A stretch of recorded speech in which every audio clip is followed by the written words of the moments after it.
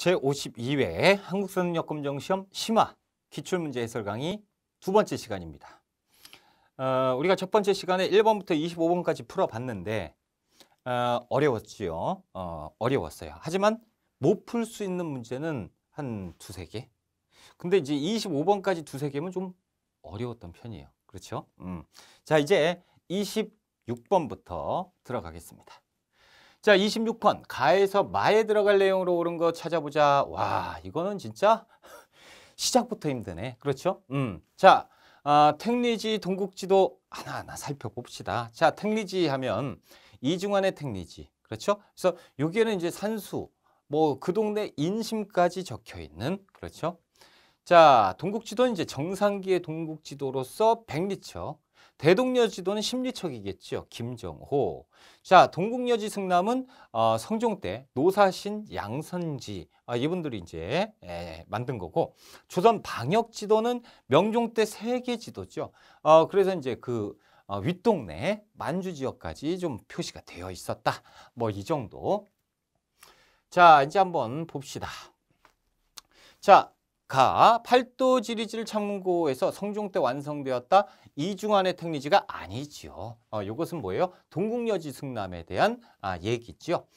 자, 두 번째 정상기가 백리척을 사용했다. 이것은 이제 나번 맞네요. 이것이 정답이지요. 자, 3번 한치은이 해동역사인데, 그렇죠? 해동역사는 지금 자료에 없었어요. 그렇죠? 자, 네 번째 복거총론. 와, 이건 처음 봐요. 그렇죠? 자, 거주지의 이상적인 조건을 제시하였다. 이거는 뭡니까? 택리지예요. 이중환의 택리지 얘기인데 너무 어렵게 출제가 되었어요. 요건 이제 지역적으로 출제가 된 거고. 자, 5번 목판으로 인쇄되었으면 심리마다 눈금이 심리척은 대동여지도. 그렇죠? 그게 마로 되어 있으니까 틀렸다. 2번이 정답이에요. 그래서 여기에서 보시면 우리가 이제 그 한능검 한국사 능력검정시험의 특징을 알 수가 있는데 뭘 알 수가 있느냐? 자, 보세요. 진짜 어렵게 나왔어요. 이건 진짜 어렵게 나왔어. 그런데 뭐야? 정답을 보면 쉽죠. 진짜 쉬운 거 딱 하나가 정답으로 우리 눈에 확 띄는 정답이 있어요. 그러니까 너무 걱정하지 마세요. 예전에 어려웠던 회차, 난이도가 굉장히 높았던 회차 같은 경우도 이런 구조로 되어 있습니다. 그러니까 너무 어렵다. 와, 이러지 말고 천천히 보면 쉬운 정답이 보일 겁니다.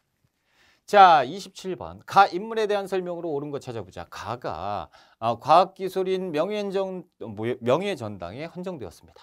그는 천문학의 조예가 깊어서 기존의 혼천이를 개량했고, 개량했다잖아. 그의 학문은 담원서로, 그렇죠? 담원서, 홍대용이죠. 홍대용의 혼천의.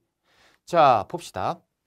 아유, 이거 쉽다. 그렇죠? 1번 의사문단에서 무한의주련 이것이 이제 홍대용이죠. 1번 정답. 2번 기기도설 창구에서 거중기. 이건 정약용이잖아요. 틀렸고. 자동 15장치 작용루 세종 때 장영실. 자, 네 번째 사상의학을 정립한 동의수세보원은 이재마. 그렇죠? 그래서 태양인 태음인, 소양인 소음인. 서양의 과학기술을 정리한 지구전요를 저술하였다. 몰라요. 괜찮아요. 어차피 답은 냈으니까. 최한기 지구전요입니다. 자, 요것도 똑같잖아요. 그렇죠? 여기에서 쉽게 넣어요. 제가 이거 딱 봤을 때 1번에 쉽네 라고 했잖아요. 그렇죠? 자, 너무 겁먹지 마세요. 자, 28번 다음 대화에 나타난 사건에 대한 설명으로 옳은 것. 적도의 우두머리는 성은 홍이고 이름은 알 수 없고 우근식 오건지게 되고 그의 부하인데 모르죠. 또한 선천부사 김익수는 그들에게 항복했다고 했다. 적도들을 즉시 토벌해라. 선천 부사 선천 지역에 그 홍씨를 가진 사람이 반란을 일으켰다. 홍경래의 난입니다. 순조 때 홍경래의 난입니다. 자, 1번 박규수가 안핵사로 파견되겠다라는 것은 임술농민분기잖아요.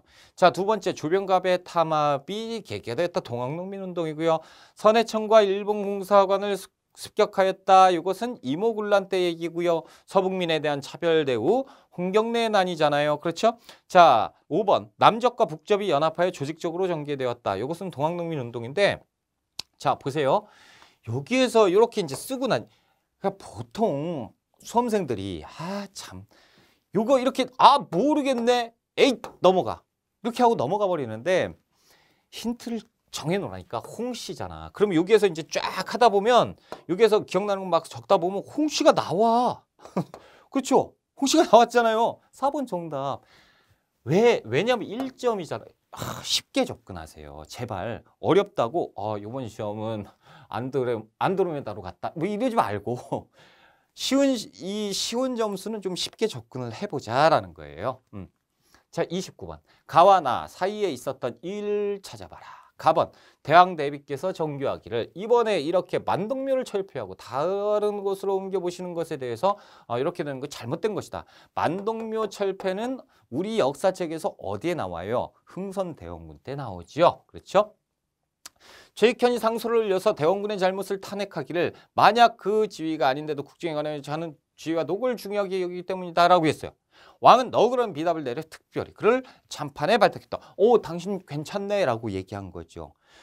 지금 최익현이 뭐라고 얘기한 거예요? 개운년에 흥선대원군이 잘못했으니까 탄핵해야 된다라고 고종에 올렸어. 그 고종이 맞다라고 한 거죠. 이게 개유상소입니다. 그렇죠? 그러니까 이제 이 일 계기로 흥선대원군이 탄핵당하는 거죠. 자, 그러면 보자라는 거죠. 신식군대인 별기군은 분명히 흥선대원군 집권 이후 민씨정권 들어와서 1881년에 만들어요. 자, 두 번째 서재필 독립신문 이건 너무 멀리 갔죠? 자, 세 번째 종로와 전국 각지에 척합의가 세워졌다라는 거. 자, 이거 1871년입니다. 흥선대원군이 한창 그 힘을 열을 올리고 있을 때예요. 그러니까 들어갈 수 있겠죠. 1871년 3번이 정답. 4번 김옥균 등 개화 세력이 정변을. 지금 흥선대원군 집권하고 있을 때 개화 세력이 등장할 수 없어요. 갑신정변 얘기죠. 자, 조청상민 수륙무역장전 1882년이니까 이 개화 상황이니까 틀렸고. 그래서 3번이 정답. 30번 가사절단에 대한 설명으로 옳은 것을 찾아봅시다. 음청사는 모르겠다. 음청사 뭐지? 그렇죠? 자, 어디로 청에 파견된 김윤식이 쓴 일기입니다. 아하, 청나라에 파견된 김윤식이래요. 청나라에 파견된 김윤식의 사절단을 물어보고 있구나라는 거죠. 당시 청의 정치, 외교, 문화 이런 실상은 이용장과 나눈 대담 등에 기록되어 있습니다. 이게 누굽니까? 김윤식의 영선사죠. 영선사는 그 청나라에 파견돼서 이제 여러 가지 문물 연구하고 있는데 조정에서 야, 우리가 지원금이 부족하다 그러니까 돌아와. 라는 거죠. 그래서 다시 돌아와서 무기 제조 창고인 기기창을 설치하게 됩니다. 자, 그래서 1번 기기창의 설립이 계기가 되었다. 맞죠? 두 번째, 회답 겸 쇠한사로 파견되었다라는 거. 자, 선조 때인데 이 쇠한사라는 거 있잖아요. 이게 포로 교환 사절단이에요. 쉽게 얘기하자면. 그래서 일본에 파견돼서 포로를 다시 데리고 왔다. 선조 때예요. 너무 어렵다. 그렇죠? 세 번째, 조선 책략을 처음으로 소개하였다라고 되어 있는데 이것은 2차 수신사 김홍집이 가지고 왔죠.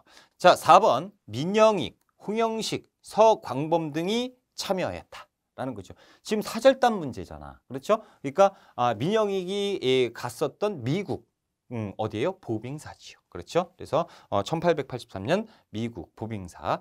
다섯 번째, 개화 반대 여론으로 인해서 비밀리에 일본으로 파견되었던 조사시찰단을 얘기하고 있다는 거죠. 그래서 1번이 정답. 자, 31번 문제입니다. 다음 상황 이후에 전개된 사실 이유를 찾는 거죠. 집무사 정기원의 장계. 초지와 덕진을 제대로 지키지 못한 것도 제 볼차례인데 광성보에서는 군사가 다치고 장수가 죽었으니 장수가 죽었대요. 누구겠어? 어제연 아닐까요? 저의 죄가 더욱 큽니다. 이에 정교하기를 병가의 승패는 늘 있는 일이다. 정훈축한 무리들이 지금 다소 물러가기를 했으나 더욱더 방비를 철저하게 해야 된다라는 거죠. 신미양요. 그렇죠? 광어미. 그렇지? 예, 광어미 신미양요에 대한 내용입니다. 그래서 광성보, 어제연, 미국. 그렇죠? 신미양요. 자, 그렇다면 1번. 이 이후 1871년 이후 상황을 물어보고 있는 거예요. 평양 관민이 제너럴 셔먼호 사건은 지금 1866년이잖아요. 그렇죠? 자, 두 번째 로즈 제독의 함대가 양아진을 침범해 강화도 또 쳐들어왔어요. 병인 양요입니다.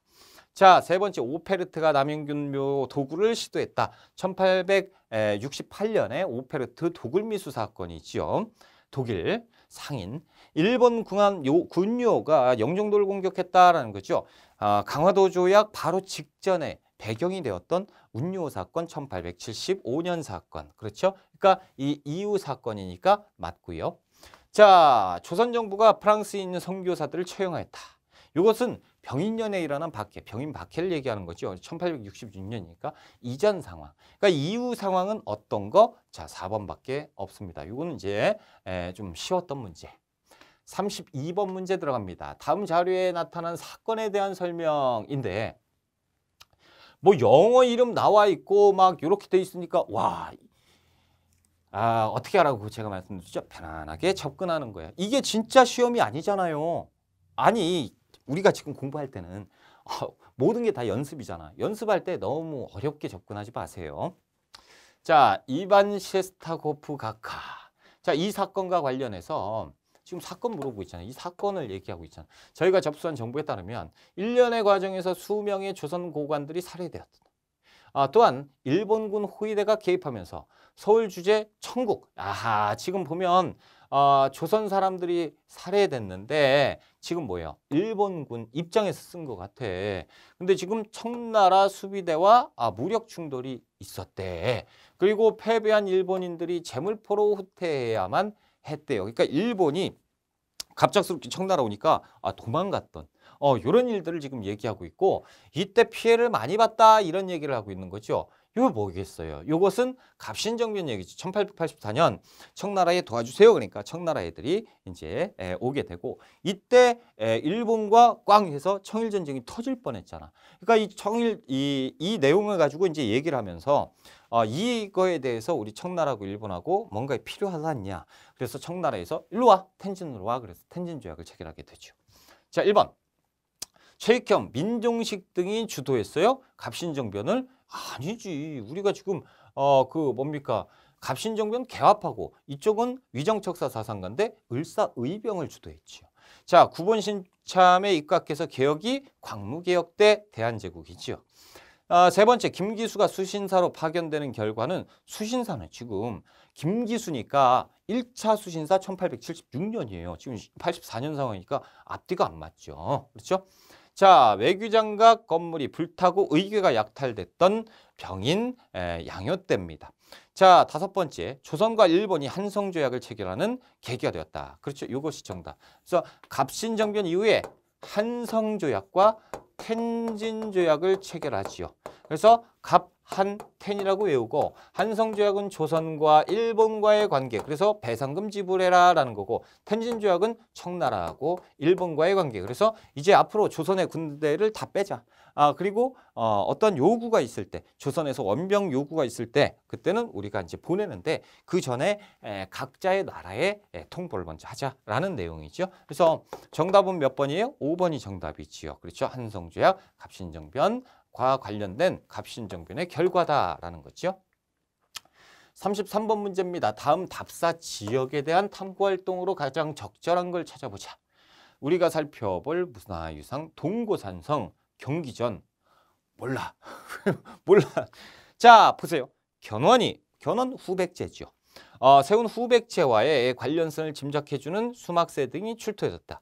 견원이 근거지로 잡았던 터가 어디예요? 전주. 그렇죠? 태조 이성계의 어진을 모셨던 곳이며 그 옆에는 실록을 보관하고 있었던 사고, 전주성 사고. 뭐 이렇게 볼 수가 있죠. 그래서 전주, 완산주, 전주에 대한 내용이다라는 거죠. 1번, 김원찬이 반란을 일으켜 근거지를 검색한다. 김원창에 난 웅진, 그러니까 지금의 공주, 그래서 헌덕왕 때 있었던 반란이었다. 자, 두 번째, 성황이 새롭게 도읍지로 삼은 지역은 사비성, 지금의 부여지역.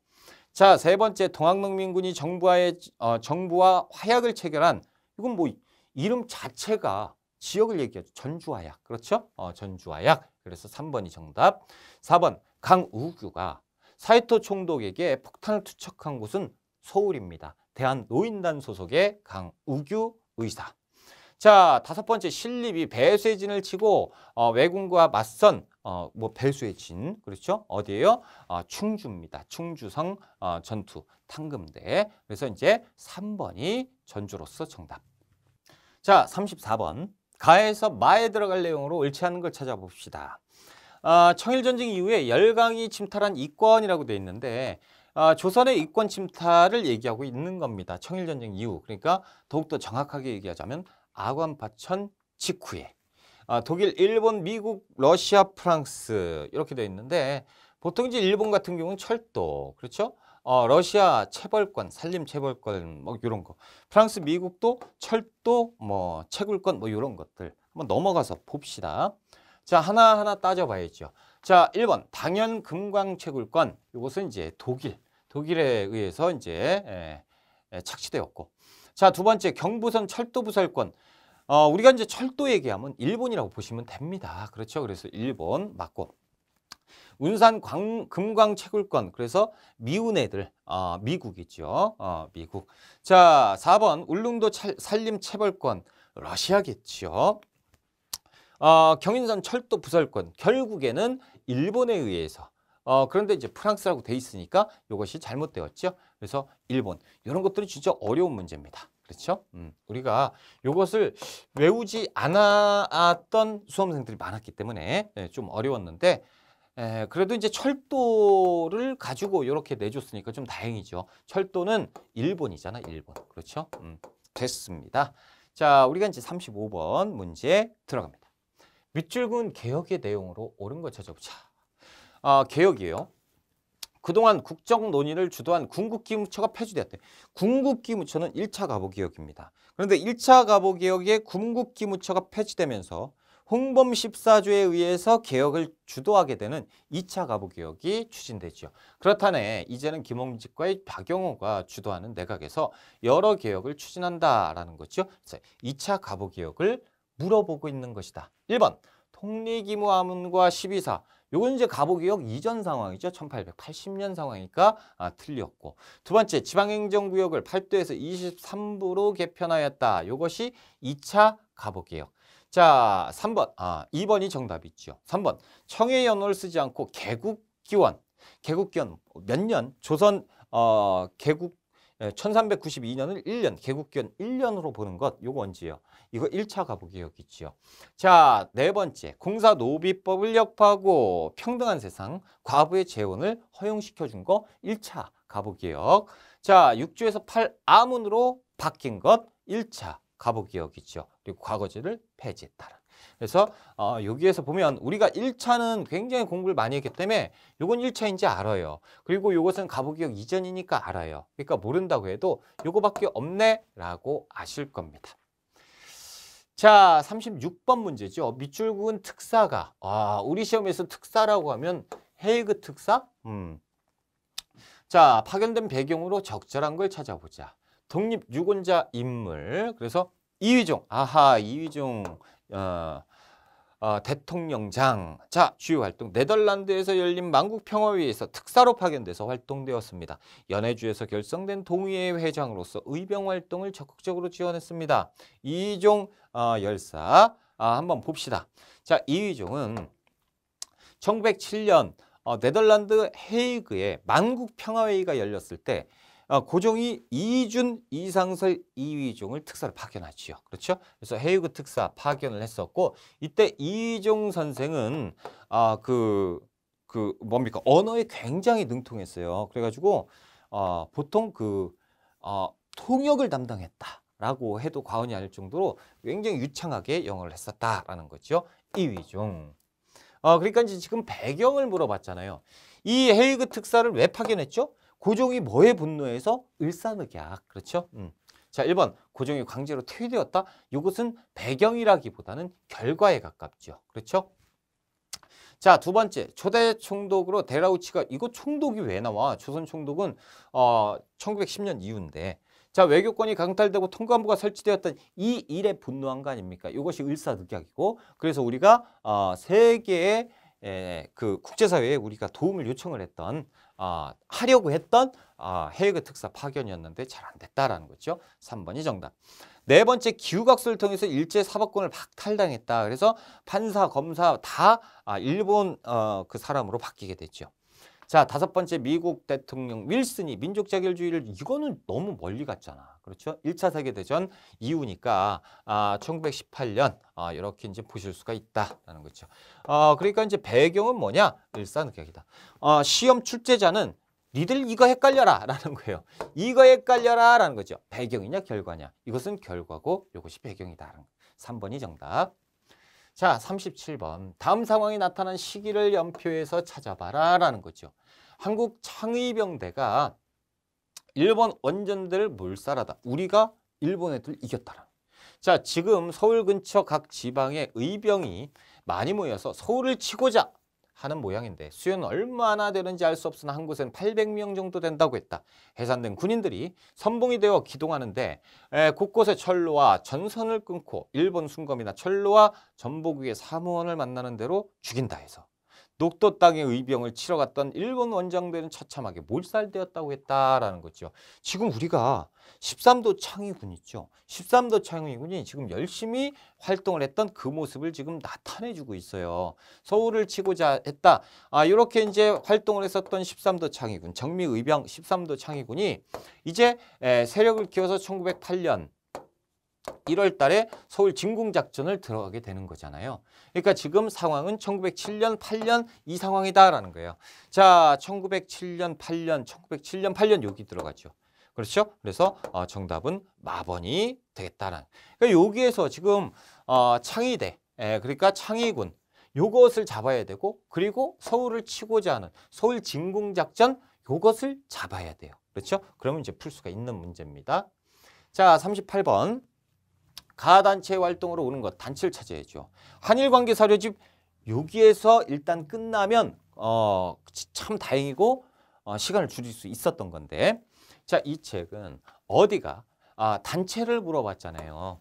어디가 국제연맹에 한국 독립의 당위성을 호소하기 위해 편찬한 것이고 여기에는 삼국시대 이후 한일 관계사가 기록되어 있고 특히 일제의 잔혹한 식민통치 방식과 3.1운동 전개 과정이 잘 정리되어 있다라는 거죠. 한일 관계 사료집. 3.1운동 이후인가 보다. 그렇죠? 이런 것들을 다 정리를 했다라는 거죠. 이거 어떤 단체예요? 대한민국 임시정부에 대한 얘기입니다. 그렇죠? 자, 1번 조선혁명 강부학교를 설립했다. 이것은 의열단, 김원봉에 의해서 의열단이 이렇게 설립을 했었다라는 거죠. 두 번째, 한글 맞춤법 통일안과 표준어를 제정하였다. 이것은 뭐예요? 1931년 조선어학회에 대한 설명이죠. 42년 조선어학회 사건으로 인해서 이제 잘 안 됐지만 자, 3번 태극서관을 요거는 됐고 뭡니까? 그 조선어 대사전을 만들다가 잘 안 됐다라는 거지. 이거 잘못하면 이것도 오해할 수 있어. 이건 된 거예요. 자, 3번 태극서관을 운영하면서 계몽서적을 보급하였다. 태극서관으로 인해서 자금을 확보해서 이 자금을 만주로 보냈던 신민회죠. 자, 네 번째 독립운동 자금 마련을 위해서 독립공채를 발행했던 대한민국 임시정부죠. 그렇죠? 4번이 정답.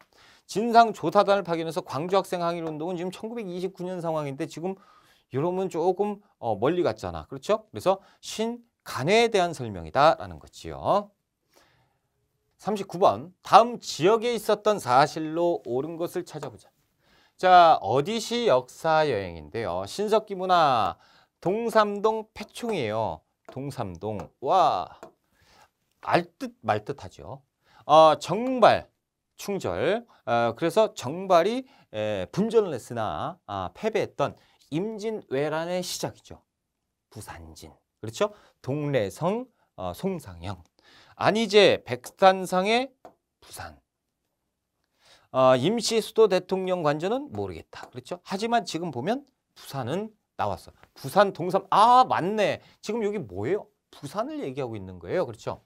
자, 동그라미 1번. 228 민주운동이 대구죠. 그렇죠? 그래서 1960년 2월 28일 뭡니까? 선거권, 투표권도 없는 학생들 못 나오게 하는 일요일 날도 그 학교 나와라 뭐 이렇게 되는 거죠. 학생들이 막 분노하죠. 4.19 혁명과 관련이 있는 거죠. 제2차 미소공동위원회가 개최된 건 서울이죠. 그렇죠? 덕수궁. 자, 3번 강주룡이 을밀대 지붕에서 고공농성을 전개하였다. 이 강주룡에 대한 설명은 이 내용은 많이는 아니지만 1년에 한 번, 두 번, 2년 1년에 1.5번 정도는 출연을 해요. 그렇죠? 우리나라 최초의 여성 운동가다라는 거죠. 그래서 1931년에 을밀대 지붕에 올라가가지고 이렇게 투쟁을 했었다. 자, 네 번째, 박재혁이 경찰서에 폭탄을 투척하는 의거를 일으켰다. 부산경찰서에 폭탄 투탄 의열단 소속. 그렇죠? 지금 뭐야? 지금 부산경찰서니까 4번이 정답. 자, 지주 문제철의 횡포에 맞서 농민들이 소작쟁이를 벌였다라는 거죠. 문제철. 그래서 사회주의 서태석이 가서 소작쟁이 그래서 이제 소작료 낮춰달라 이렇게 하죠. 그래서 이게 1923년에서 1924년까지 암태도 소작쟁입니다. 그렇죠? 그래서 전남 암태도 결국에 이제 80%에 가까웠던 육박했던 소작료를 40%까지 내렸다라는 거죠. 아무튼 지금 지역 문제니까 부산은 4번이 정답. 자, 40번 문제예요. 가 종교단체 활동으로 옳은 걸 찾아봅시다. 가에서 설립한 출판사인 개벽은 다양한 잡지를 발간했는데 그중에 별건곤을 소개해 주세요라고 얘기했어요. 자, 별건곤은 개벽이 일제의회에서 폐간된 뒤에 발간된 월간지입니다. 취미 잡지임을 표방했으나 시사 문제를 실어 기사가 삭제되기도 했습니다. 그래서 개벽하면 천도교 이렇게 이제 우리가 기억을 해야지요. 자, 그럼 천도교를 찾는 거죠. 자, 1번 박중빈을 중심으로 새생활운동을 펼쳤다라고 돼 있는 원불교고요. 자, 두 번째 중강단을 조직해서 무장투쟁을 전개했다. 대종교지요. 당군신앙. 배제학당을 세워서 신한문 보급에 기여했다. 배제학당은 아펜젤러, 그래서 개신교. 자, 네 번째 어린이날 제정하고 소년운동. 천도교 소년회. 그러니까 천도교지요. 그렇죠? 그래서 4번이 정답. 자, 다섯 번째 경향신문은 천주교계지요. 천주교. 그래서 민중계몽을 위해서 노력했다. 천주교입니다. 그래서 우리가 천도교에 대한 설명 4번. 그래서 천도교 하면 꼭 어린이날을 시험 문제를 꼭 내요. 그래서 소년운동, 방정환 다 기억해야 됩니다. 자, 41번. 다음 강령을 발표한 단체에 대한 설명. 자, 봅시다. 여성에 대한 사회적, 법률적 일체차별을 철폐해야 하자. 여성. 일체 봉건적인 인습과 미신을 타파하자. 조언 폐지, 결혼의 자유. 인신매매, 공창 폐지. 농민 부인의 경제적 이익. 자, 지금 여성에 대한 내용 이런 것들이 많아요. 그렇죠? 부인 노동의 임금차별 철폐, 산전, 산후 임금. 지금 이제 갈수록 뭐 노동 관련된 내용도 나오고요. 그렇죠? 부인 및 소년공의 위험 노동 및 야업 폐지. 뭐 이런 내용들이 이제 등장을 했습니다. 이 단체는 여성 단체겠죠. 자, 1927년. 왜냐하면 지금 노동운동 같은 내용도 나왔어요. 여기에서 만약에 일체 단결을 한다 그러면 되게 좋겠지만 그런 내용은 이제 빠져 있지만 우리가 좀 우회적으로 돌아서 본다면 못 풀 게 없어요. 부인, 여성 그리고 노동운동 같은 경우가 굉장히 확대되었을 때가 1920년대잖아요. 그렇죠? 그러니까 1920년대 여성단체 대표 근우회지요. 그래서 근우회는 신간의 자매단체로 1927년에 여성들의 민족유일당 그의 결실로 만들어진 단체였다라는 거죠. 자, 동그라미 1번 3.1운동에 주도적으로 참여할 수 없지요. 그렇죠. 시기적으로 안 맞으니까. 자, 두 번째 상하이에서 대동단계 선언을 발표한 것도 안 맞아요. 1917년 신한혁명당, 그래서 신규식, 신채우 이분들이 여기에서 이제 활동을 했던 거고. 세 번째 여성교육을 위해서 이화학당을 설립했다. 여성교육을 위해서는 가능할 수 있어. 하지만 뒤에 이화학당 때문에 틀렸죠. 스크랜트. 개신교 그 학교입니다. 이화학당. 자, 네 번째. 최초의 여성 권리 선언문인 여권통문을 공표하였다라고 되어 있는데 여권통문 이것은 개편되기 전에 굉장히 난이도가 높았던 30회차 정도인가 그때쯤 한번 출제가 됐었습니다. 여권통 한참 안 되다가 지금 이제 또 된 거예요. 그러니까 좀 어려웠다라는 거죠. 자, 다섯 번째, 민족주의 계열과 사회주의 계열의 여성들이 연합했다. 요거죠, 요거. 그렇죠. 그래서 여성들의 민족 유일당 운동의 결실, 근우회를 얘기하고 있다. 정답은 5번이다라는 거죠. 자, 42번 문제인데요. 밑줄 그은 시기에 볼 수 있는 모습입니다. 자, 이 문서는 국가총동원법을 위반했다는 제목으로 국가총동원법 1938년 이후가 되겠지요. 제목으로 벌금이 부과된 사실이 기록되어 있습니다. 일제는 중일전쟁 이후 1937년 이후 침략전쟁을 확대하던 이 시기니까 지금 국가총동원법 나왔죠. 1938년 이후 상황, 전쟁에 광분한 일본을 얘기할 수 있다는 거죠. 이 법을 근거로 전쟁에 필요한 인적 물적 자원을 수탈하고 이렇게 되었다라는 거죠. 그래서 1930, 40년대 정확히는 38년 이후 상황이라고 보셔야 되겠죠. 이때 볼 수 있는 모습으로 옳은 것을 찾아보자. 1번 원산 총파업에 참여하는 노동자는 1929년에 있었잖아요. 그렇죠? 그러니까 이것은 볼 수가 없겠고. 두 번째, 조선 태영령 실시는 이거 10년대잖아. 그렇죠? 1910년대니까 답이 될 수 없죠. 그래서 조선 태영령은 1912년에 발표하니까 지금 게재했다라고 하니까 지금 만들었나 보다. 12년 정확하게는 뭐 10년대 풀면 됩니다. 자, 세 번째, 조선어학회 사건으로 탄압받는 한글학자. 조선어학회 사건이 언제입니까? 1942년이에요. 그러니까 이건 볼 수가 있지요. 1942년에 한글학자들을 싹 다 잡아서 고문하고 옥중에서 이제 순국하는 애국 열사들이 계시고, 그렇죠? 3번이 정답입니다. 자, 4번 조선민립대학 기성회 창립. 이거 민립대학 설립운동은 1920년대잖아요. 그렇죠? 그러니까 이제 민립대학 기성회는 20년대, 23년 뭐 이렇게 됩니다. 그러니까 이제 우리가 3번이 정답이고 이건 탈락. 경성제국대학 설립 업무를 수행하는 조선총독부 관리. 아주 나쁜 놈들이죠. 경성제국대학은 1924년부터 입학을 받았어요. 그러니까 20년대. 지금 보면 자, 여기에서 보면 우리가 20년대죠? 20년대죠? 탈락. 여기도 20년대. 왜냐면 20년대가 3개가 나왔으면 20년대는 아니라는 얘기잖아. 그렇죠? 그리고 10년대, 40년대 요 중에서 찾아야 되는데 그렇죠? 지금 보면 3번밖에 없지요. 그러니까 요런 것들은 자료에서 우리가 좀 편했기 때문에 이렇게는 안 봐도 되는데 만약에 자료가 굉장히 복잡했을 때는 이런 방식으로라도 푸시는 게 좋습니다. 똑같은 게 3개 중에 하나가 정답이 될 수는 없을 거 아니야. 그렇죠?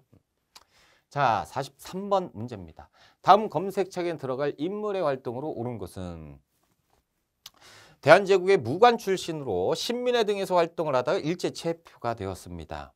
이후 만주와 연해주를 중심으로 민족운동을 전개하셨고 사회주의 정당인 한인의 사회당을 창당하였고 대한민국 임시정부의 국무총리를 역임을 했었던 무장독립투쟁을 주장했던 이동희 선생이지요. 그렇죠?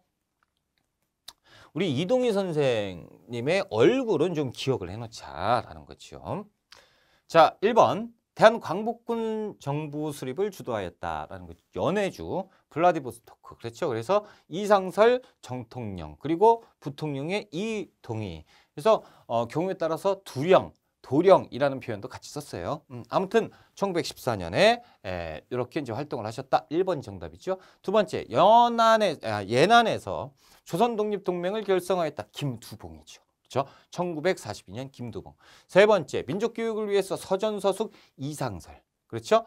그래서 1906년. 자, 네 번째, 고종의 밀지를 받아서 독립의군부 임명찬. 다섯 번째, 의열단의 활동 강령인 조선혁명선언 신채호 선생. 그렇죠? 이렇게 해서 우리가 정답 이동희 선생 1번 정답을 찾았다라는 거죠. 자, 44번 문제 해볼까요? 가, 나 사이에 있었던 일로 틀린 것. 아하. 자, 북간도에 주둔한 아군.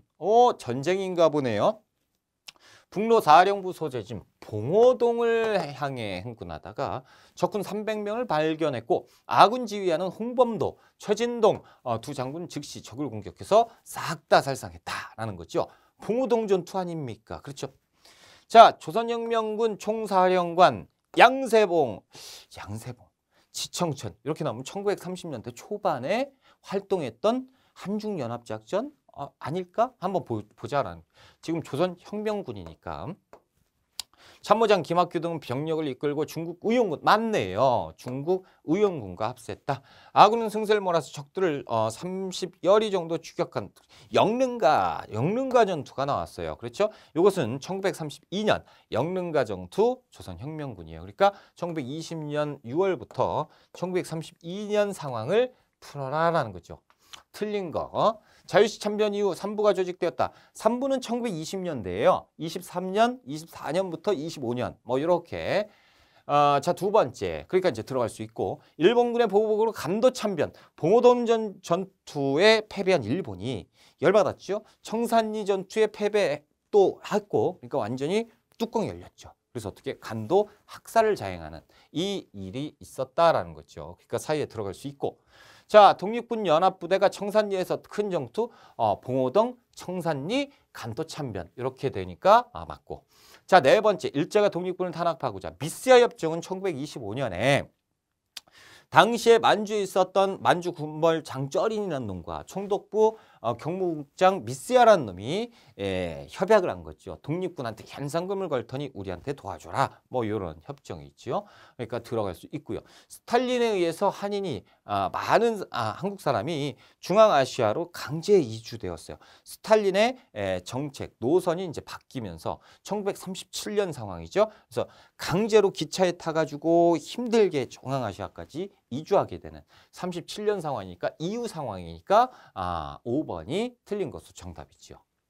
45번이죠. 가 군대에 대한 설명으로 옳은 걸 찾아라. 이것은 독립운동가 조성환이 대환한 여주의 보통리 고택인데 조성환 선생이 누군지는 모른다라는 거지. 그렇죠? 자, 그는 1940년 대한민국 임시정부 산하에 어떤 것을 창설을 주도했고 국무부장으로 군대를 얘기하니 대한민국 임시정부 1940년 충칭에서 만든 한국 광복군을 얘기하는 것이구나. 그렇죠? 자, 이 가옥은 그의 아버지가 독립운동 자금을 마련하기 위해서 매각하였다고 전해지고 국가민속문화재로 지정되었습니다. 한국 광복군. 자, 이런 내용 보면 참 진짜 대단하신 것 같아요. 그렇죠? 독립운동 하시는 분들은 자신의 모든 재산을 다 이 환원을 하는 거죠. 아무튼 한국 광복군에 대한 설명 옳은 거 찾아보자. 1번. 숙무학교는 멕시코에 있는 군대죠. 1910년 멕시코 이근영에 의해서 만들어진 학교입니다. 두 번째, 군대 가까운 학교죠. 쌍성보 전투에서 한중연합작전을 전개하였다. 1930년대 초반. 자, 군대 물어보는 거죠. 한국 독립군. 그래서 독립군과 중국 호로군이 연합해서 쌍성보 전투에서 1932년에 승리하게 됐지요. 자, 중국 팔로군과 함께 호가장 전투에서 활약했다라는 거. 이 호가장 전투가 은근히 시험 문제 나옵니다. 그러니까 체크 좀 해두셔야 돼요. 조선의용대 1941년 국내 정진군을 조직해서 국내 진공작전을 추진하였다. 이것이 정답 1945년 한국 광복군의 활동이죠. 다섯 번째, 중국 관내에서 결성된 최초의 한인무장부대가 뭐예요? 1938년 김원봉의 조선의용대를 얘기하고 있지요. 그래서 정답은 4번이 되겠습니다. 자, 46번 문제 들어가 볼게요. 밑줄근 이 사건 이후에 있었던 사실. 오늘은 부정선거를 규탄하는 시위에 가담했다가 부정선거 하면 그냥 머릿속에 턱 떠오르잖아. 그렇죠? 3.15 부정선거 아니에요? 모르면 그냥 넘어가 보고. 마산상고 김주열, 아이고 맞네. 김주열 학생의 사망이 확인된 날이 4월 11일입니다. 3월 15일 부산 부정선거 때문에 이때 그 학생들이 들고 일어나고 그러니까 이제 그 자유당 깡패들이 왁 하고 그럴 때 이제 시민이 니들 잘못된 거 아니야 시민들에 의해서 왁 했는데 요것을 경찰력이 무력으로 진압한 날이 또 3월 15일이죠. 그때 이제 실종되었던 김주열 학생이 언제 4월 11일에 마산 앞바다에서 떠오른 거죠. 눈에 체류탄이 박힌 상태로. 그렇죠? 그가 눈에 체류탄을 맞은 상태로 마산 앞바다에서 발견된 이 사건을 계기로 시민들의 시위가 전국적으로 확산되었던 4.19 혁명. 그렇죠? 1960년 4.19 혁명입니다. 자, 1번 조봉암을 중심으로 진보당이 창단된 거는 1공화국 때예요. 그래서 1956년 상황이니까 답이 될 수 없고. 두 번째, 반민족행위 특별조사위원회. 이 반민특위가 지금 나오면 안 되죠. 그렇죠? 1공화국 초기, 그러니까 대한민국 정부 수립 바로 직후에, 그렇죠? 그래서 친일파 청산을 하려다가 못했다라는 거죠. 자, 세 번째, 허정을 수반으로 하는 과도정부가 수립되었다. 4.19 혁명의 결과로 허정 과도정부가 수립되고 이때 개헌을 하면서 뭡니까? 개헌을 하면서 내각 책임제로 바뀌게 되니 3번이 정답이죠. 귀속재산 관리를 위해서 신안공사가 설립되었다. 요것은 대한민국 정부 수립 바로 직전. 그러니까 이제 미군정이 들어왔을 때 일본 애들이 관리하고 있었던 우리나라의 재산, 그러니까 일제강점기 때 일본 애들이 다 뜯어갔잖아. 다 막 훔쳐갔던 그 재산을 미군 애들 뺏어요. 내놔. 그래서 귀속시킨다. 우리가 보관하고 있을 테니까 대한민국 정부 만들면 우리가 줄게라는 거예요. 그때 이제 신안공사예요. 그래서 일본 놈들이 관리하고 있었던 우리나라의 재산을 미군정이 관리하고 있었던 거니까 지금 4.19 얘기가 나오는데 미군정 얘기 나오고 있으니까 일단 답이 안 되죠. 그렇죠? 자, 5번. 자유당이 정권 연장을 위해서 직선제 개헌안을 통과시켰다. 자, 자유당 얘기 나왔으니까 요건 1공화국 때는 맞아요. 근데 직선제 개헌안을 통과시켰다? 요거는 초기지요. 전쟁 중에 발췌 개헌이었습니다. 그렇죠? 자, 그래서 3번이 4.19와 관계된 정답. 47번 문제 한번 봅시다. 다음 사건 이후에 사실로 옳은 것. 시사, 만화로 보는 현대사입니다. 민생고 해결. 우리도 고생이다. 그렇죠? 시위하는 사람도 고생, 막고 있는 시위대도 고생. 그렇죠? 자, 이 만화는 민생고 해결을 외치는 여성 노동자들이 경찰에게 과잉 진압되는 모습을 풍자하고 있습니다. 가발 생산 공장의 여성 노동자 180명 정도가 업주의 폐업 조치에 맞서서 신민당사에서 농성을 하자라는 거죠. 이게 박정희 정부 말기에 있었던 YH 무역회사 노동자들의 노동운동이었죠. 자, 1천여 명의 무장경찰이 폭력적으로 진압했고 신민당사를 완전히 쑥대밭을 만들어버리잖아요. 이 사건은 YH 무역사건으로 역사에 기록이 되었습니다. 그렇죠? 이 무역사건 이후에 신민당에서 있을 수 없잖아. 신민당 당사로 와서 근로자들, 노동자들이 요거 임금 받아달라고 시작했는데 경찰이 제1야당을 습격을 해가지고 다 쑥대밭을 만들잖아. 그러니까 이제 그 제1야당 총재, 당시에 김영삼 총재가 이것을 비판을 하니 어떻게 합니까? 저 뭐야? 김영삼 총재 국회 제명시켜 이렇게 되는 거죠. 그러면서 10월 달에 어떤 일이 벌어져요? 부산과 마산에서 항쟁을 하는 이른바 부마항쟁이 생기게 되니 이것이 언제예요? 1979년이죠. 그러니까 이런 얘기들이 나오면 정답이 되는 거죠.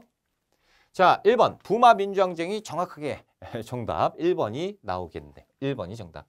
자, 3.1 민주구국선언은 유신독재에 반대한다라는 거죠. 그래서 명동성당에서 미사하는 것처럼 이렇게 했지만 당시에 그 민주화 운동을 했었던 그 구국 민주선언이 76년에 있었다.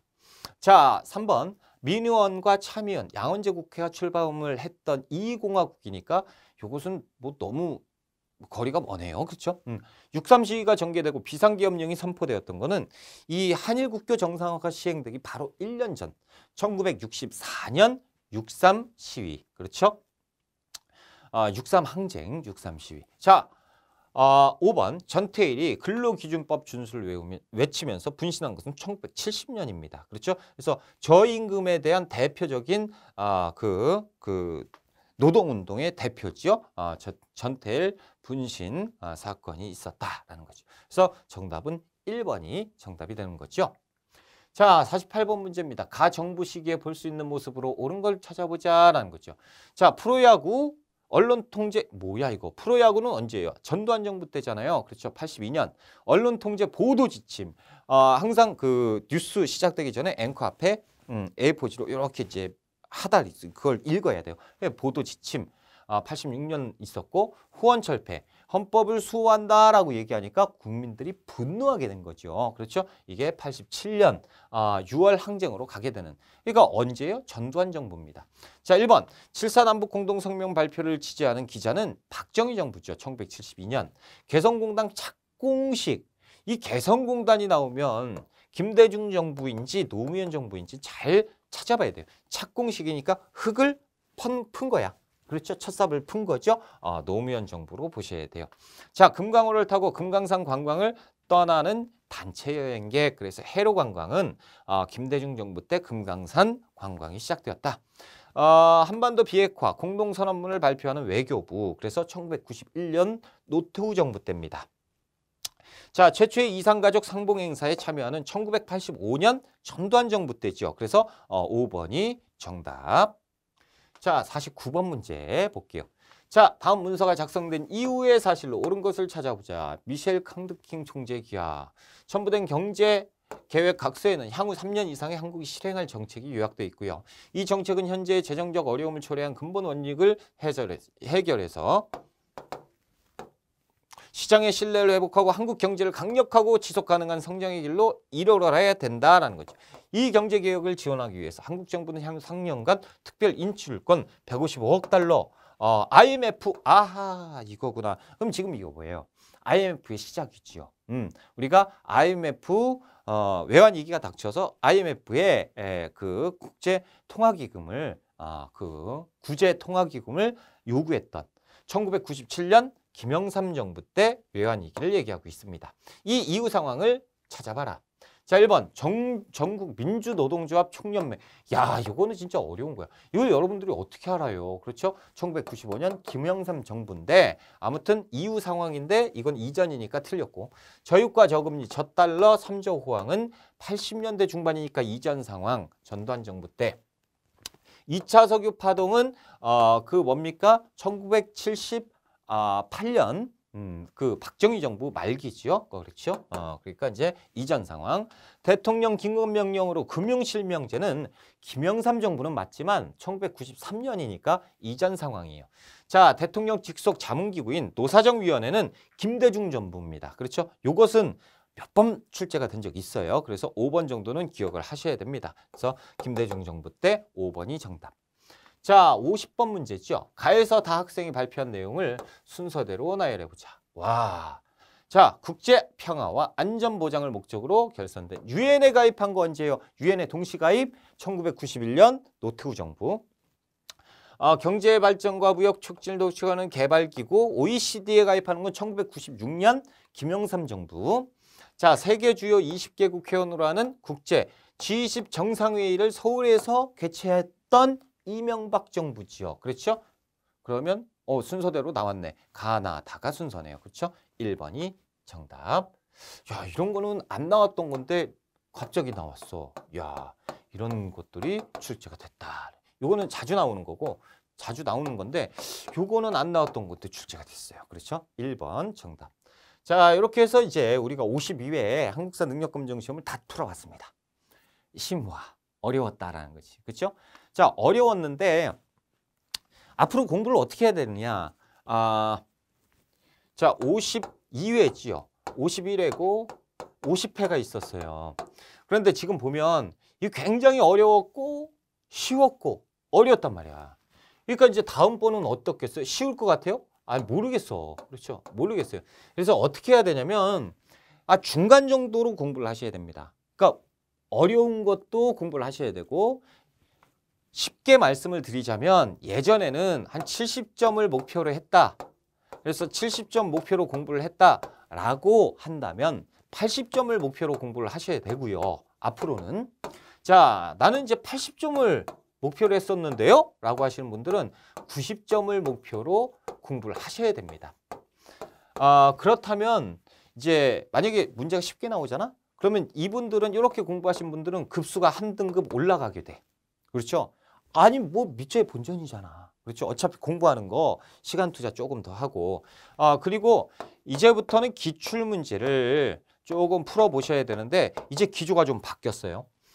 제가 예전에는 50회차는 좀 안 풀어보시는 게 좋을 것 같습니다라고 했었어. 51회차에서도 말씀을 드렸었는데 지금부터는 이제 그런 거 없습니다. 쉬운 건 쉬운 거대로 풀어보셔야 되고 어려운 건 어려운 것대로 풀어보시되 분명히 강의에서 말씀을 드렸어요. 요거는 공부하지 마세요. 요거는 너무 어렵게 나왔는데 그래도 요거는 공부를 하셔야 됩니다. 좀 죄송한 말씀이지만 앞으로는 나올 가능성이 있어요 하는 것들 있죠. 요런 것들은 꼭 보셔야 됩니다. 그러니까 이제 강의가 기출문제도 강의가 좀 필요할 때가 왔어요. 그렇죠? 예전에는 이제 기출문제 안 봐. 그랬지만 이제는 기출문제도 반드시 공부하셔야 돼요. 그래서 앞으로 더 어려워질 수도 있어요. 예전에 10회차 이전에요. 그러니까 이게 좀 너무 멀리 갔지만 여러분들 그 참고하시라고. 1회차부터 10회차 있죠. 이때는 합격률이 물론 1급, 2급 따로 있었고 막 그랬지만 이때 합격률이 4%였을 때도 있었습니다. 4%. 진짜예요.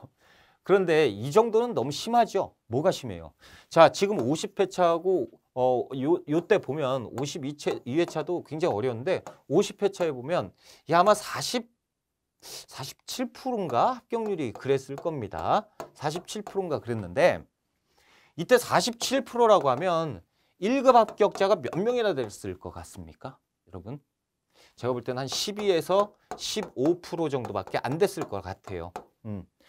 물론 이거는 진짜 심각하게 문제를 낸 거지만 이때 이거 생각하면 앞으로도 충분히 이렇게 나올 수가 있다. 그리고 100명 중에 15명을 합격한다? 어려운 거죠. 10명 중에 1.5명. 그래, 반올림에서 10명 중에 2명 합격하는 건데 1급이 굉장히 어려워진 겁니다. 그렇죠? 그리고 앞으로 쉬워진다고 해도 이 51회차만큼 팍 쉬워지는 경우는 1년에 한 번 정도 있을 거고 보통은 조금 중간 난이도로 만들어서 갈 거예요. 그래서 아마 제가 54회 정도 이때 기출문제 풀 때는 또 말씀을 다시 드리겠지만 54회차에 저 만날 일 없어야 돼요. 여러분 이번 시험에서 끝내야 됩니다. 그렇죠? 아무튼 고생하셨고요. 앞으로 기출문제를 좀 많이 풀어보셔라. 그리고 기출문제 풀어보다가 모르는 것들은 어떻게 해라? 이론을 다시 봐라 라는 거죠. 자, 됐습니다. 제가 준비한 강의는 여기까지고요. 저는 다음 회차에서 뵙겠습니다. 여러분들은 정리 잘 하시고요. 이번 시험에 꼭 합격하시길 기원하겠습니다. 고생하셨어요.